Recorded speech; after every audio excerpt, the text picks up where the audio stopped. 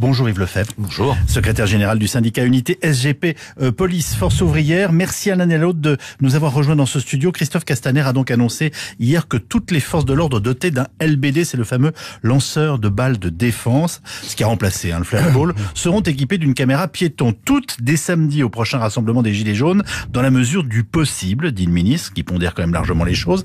Est-ce que c'est une mesure qui vous convient, que vous appelez de vos voeux, Yves Lefebvre? On va un peu la modérer déjà toute. Il a eu raison de modérer ses propos parce qu'on n'a pas assez de matériel, on n'a pas assez de caméras pour le faire. Premier point. Second point. Vous savez, on n'a aucune force mobile aujourd'hui. Les compagnies républicaines de sécurité, qui sont très largement déployées, ne sont pas dotées de caméras piétons. Donc d'ici samedi, on aura bien du mal. Effet d'annonce, ok. Il faut ensuite qu'on distingue deux formes de tir. Il y a le tir après sommation, où là, si la caméra piéton est compatible avec le fait de pouvoir épauler le LBD, j'en suis pas tout à fait certain alors qu'on se parle. Certains techniciens me faisaient remonter tard hier au soir quelques réserves en la matière. Et ensuite, il faut distinguer le tir de riposte, le tir réflexe. Vous savez, quand vous êtes acculé, qu'il faut que pour pouvoir vous en sortir, vous faisiez usage du LBD. Et là, bien évidemment, quand vous êtes dans une situation particulièrement périlleuse, vous n'allez pas dire à l'agresseur ou aux agresseurs, attendez, stop, j'enclenche. Je mets la pile, elle est dans le bon sens, j'appuie et ensuite j'attire. Donc on va faire le distinguo, mais je crois que Castaner a fait un peu le distinguo hier dans ses propos. Alors, que répondez-vous, vous, à Éric Coquerel? Bien évidemment, moi j'estime qu'il y a malheureusement proportionnalité. Malheureusement proportionnalité, pourquoi? Parce qu'on a subi depuis 9, bientôt 10 actes, le prochain est le 10e, je crois, sinon même le 11e. Le 11e, pardon. Une croissance de la violence comme on n'en avait jamais connu.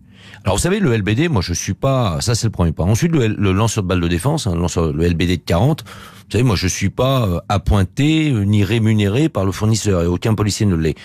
Si demain on nous trouve un armement intermédiaire, de létalité intermédiaire, comme on l'appelle communément, plus performant en données de visée, mais on est preneur. Mais simplement, dans la phase où on va pouvoir être doté de ce nouvel équipement s'il existe, il faut surtout pas nous retirer le lanceur de balles de défense.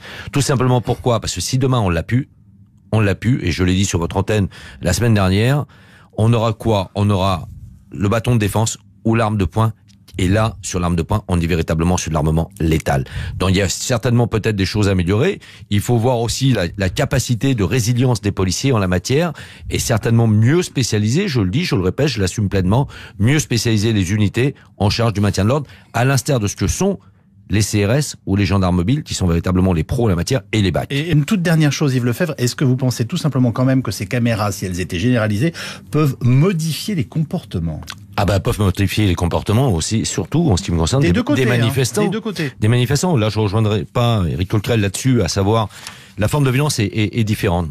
Ne parlons pas du cocktail Molotov. C'est aujourd'hui la venue au contact, la venue de plus en plus rapprochée des manifestants et la forme de mobilité des manifestants qui a rendu très difficile la gestion du maintien de l'ordre et qu'il sera peut-être tout aussi difficile si la loi anti-casseurs passe, notamment à travers les périmètres de sécurité. Donc vous savez, ça va être très compliqué. C'est la déclinaison de la forme de violence qui existe aujourd'hui, et comme on a eu l'occasion d'en débattre hier soir tous les deux, mais attendant la fin des 77 enquêtes, je crois, de l'IGPN, pour savoir s'il y a réellement eu des violences policières ou pas.